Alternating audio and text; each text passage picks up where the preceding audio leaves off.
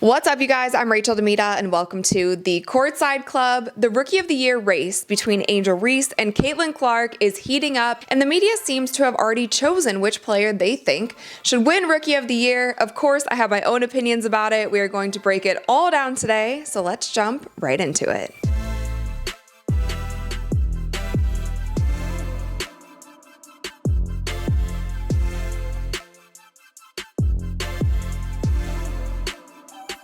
I originally wanted to make this video last week because of something that Monica McNutt said on ESPN, and she made the case as to why she thinks Angel Reese should win Rookie of the Year. So before we get into it, let's check out this clip. My Rookie of the Year is going to go based on the standings. Okay. Because I think that is how you have the opportunity to measure impact. And the sky's right above them. And the Sky right now are in the playoffs, so you'd have to give the nod in my mind to Angel Reese. Look, the double-double streak that she's rocking and rolling, chasing down, 12 double-doubles to start is the record that spanned over 2 seasons. She's already gotten to 11. I think when you sit back and you look at what's around her, head coach Teresa Weatherspoon in her first year, there's not another #1 draft pick on that roster currently. There's not another all-star on that roster currently from years past. Indiana, they are building blocks. Yeah. Aaliyah Boston, Rookie of the Year, #1 pick last year. Obviously, Caitlin Clark this year. Kelsey Mitchell has had big-time seasons over the course of her career. So there's more there in terms of the supporting cast around Caitlin, but both of them have been incredibly impressive. So Monica McNutt said this on Friday, and we are now filming on Monday, and the Fever are now one place above the Sky because the Sky lost over the weekend and the Fever won. So with Monica's logic, Caitlin Clark should now be Rookie of the Year. The reason I have a problem with this is because since when has Rookie of the Year ever been decided by how well a team has done?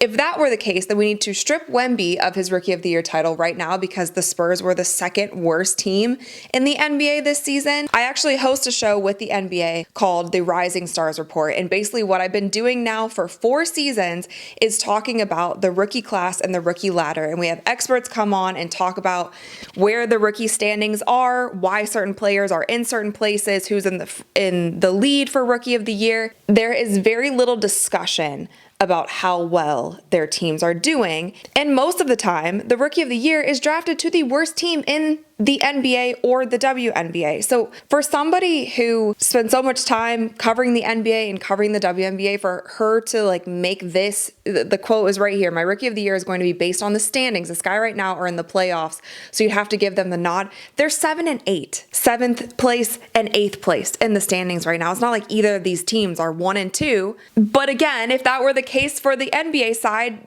OKC was #1 in the standings, so Chet should have won it by a mile, but he didn't. There can be a Rookie of the Year case to be made for Angel Reese. Like she said, she is playing fantastic this season, but just to say I'm going to go off the standings was so wild to me. Moving on, Skip Bayless just today also came out and said that he is also choosing Angel Reese, and he went down a long list as to why. If I had to pick somebody right now, even though Caitlin is still a prohibitive betting favorite on this, and I would not bet against her ultimately winning this just because she's Caitlin Clark, I would have to, at the halfway point, go Angel over Caitlin.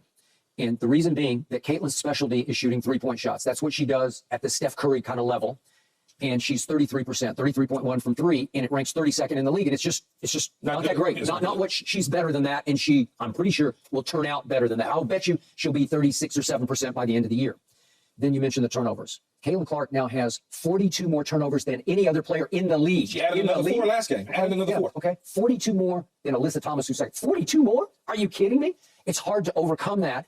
And so many, and I watch every game, so many are just careless. Like, I'll just try that. No, you shouldn't try that because that's not going to get through. Somebody's going to get fingertips on it. It's going to be loose, and they're going to pick it up and go with it. Okay, so she is second in the league in assists, but it gets canceled out when you got 42 more turnovers than anybody else. Turnovers have been one thing that the media loves to put a massive spotlight on with Caitlin Clark. And yes, she has been committing a lot of turnovers, but we've also seen the compilations, and if you actually watch the games, that's why I said it's the stat line doesn't always show the true story of what's happening on the court, not only for Angel Reese, but also for Caitlin Clark. And a lot of those turnovers, especially in the beginning, was her teammates honestly just like trying to find chemistry with one another. Caitlin makes a lot of great passes up court that her teammates drop, and then it is a turnover that is marked for her, not for her teammate. It's hard to say that we should just focus on the turnovers when Caitlin Clark is also leading the league.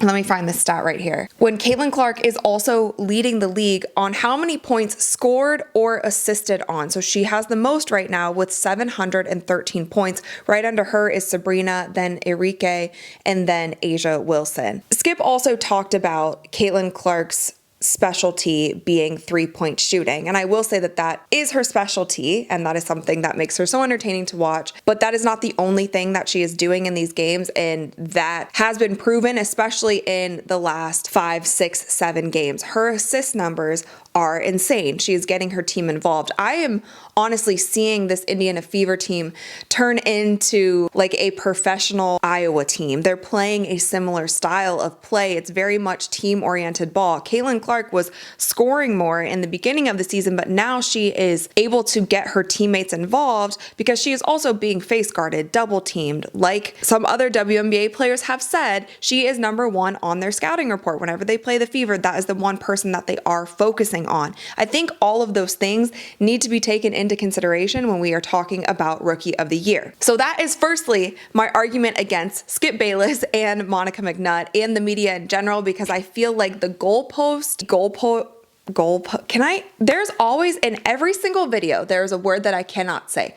Goalpost is the word today. Okay. The media is always changing the goalpost for how they measure Caitlin Clark's success, and it's weird. Honestly, I just think it's weird. They don't do this for Wemby. Wemby could do no wrong last season. Caitlin Clark, she can't impress anyone.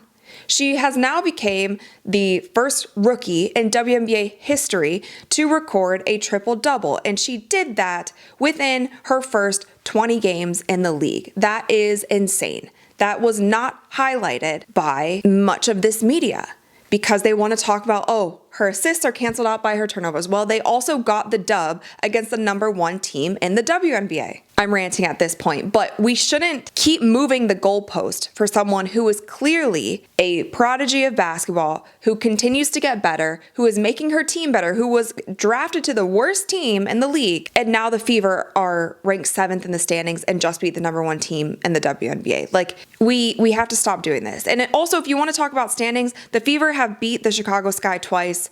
The Sky have won 1 game in that series so far. Anyways, these arguments to me don't make sense. I think if you want to make an argument, you need to stick to the statistics and how both of these women are performing on the court. So let's talk about Angel Reese for a second, because I also want to give her props because she is doing a fantastic job and also just broke the record for consecutive double-doubles. She has had double-doubles for 13 consecutive games, which is insane. Candace Parker originally held that record, and you guys know Candace Parker is one of my favorite players of all time. Angel Reese has just broke that record. 13 consecutive double-doubles with points and rebounds. She also just had a breakout game where she had 25 points, had a double-double that game as well. So Angel Reese is also really finding her groove, and I think what makes her so special and how she's been doing so well this season is the physicality of the game. She is keeping up with that. She is able to get rebounds around seasoned veterans in the WNBA. She is not scared of the contact. Yes, her percentage is not great in the paint, and we've seen those compilation videos as well where it's like her shot goes up and then she gets her own rebound, and then her shot goes up, she gets her own rebound, and that's where a lot of her rebounds do come on the offensive side. But I don't think that we should downplay it so much because it is hard to get rebounds in general. It takes a lot of grit, it takes a lot of heart, it takes a lot of physical play, and she is doing that. I will also give her props because she just recently, in this past weekend, made her first 2 3-pointers of her career. If Angel Reese is able to expand her game and also start shooting from the outside, she is going to be lethal. She is going to be very hard to guard if you have to guard her from the 3-point line down into the post.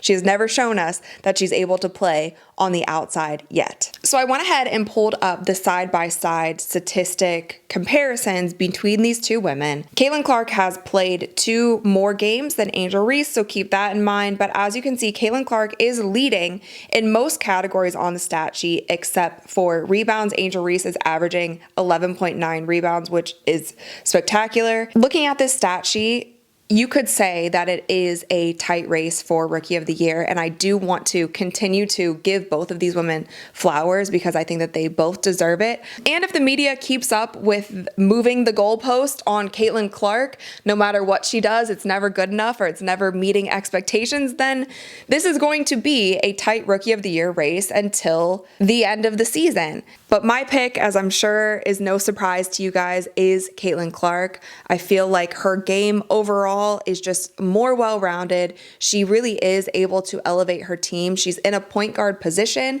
which honestly is a better position on the court to be able to make an impact on your team and to help control the game, control your team. Angel Reese is in a post position, so a lot of her scoring and points and all those things are dependent on her teammates getting her the ball. She's not bringing the ball up the court. And I would just also say that from watching both these two women play, again, both of their games are great in their respective positions that they're in, but Angel Reese is not being guarded 94 feet. She's not being face guarded. She doesn't have the kind of defensive schemes being run against her. So I feel like all of that stuff just needs to be put in play. And for those people who are voting on Rookie of the Year, for the media who is talking about it, I think it's really good to include those things into the discussion because we'll see the highlights online, we'll see the stat breakdowns, we'll see the records that both of these women are breaking. And again, I'm gonna say it over and over. This is no shade to Angel Reese when I say that I pick Caitlin Clark over her for Rookie of the Year. It's more so shade to the media because I feel like they still have this kind of skewed view and they are doing whatever they can to make it harder to just give some praise to Caitlin Clark and be excited about what she is doing and how well her team is actually doing. But what do you guys think? Who is your pick for Rookie of the Year? Do you think that this is a close race, or do you think that Caitlin Clark or Angel Reese is a surefire Rookie of the Year for this WNBA season? Make sure that you guys let me know in the comments below. Thumbs up this video if you enjoyed it and click that little subscribe button because we upload new videos every single week. And also, you guys, thank you so much for 300,000 subscribers. We honestly still are just getting started, so I hope that you guys stick around for more. Thank you so much, and I'll see you next time. Uyana.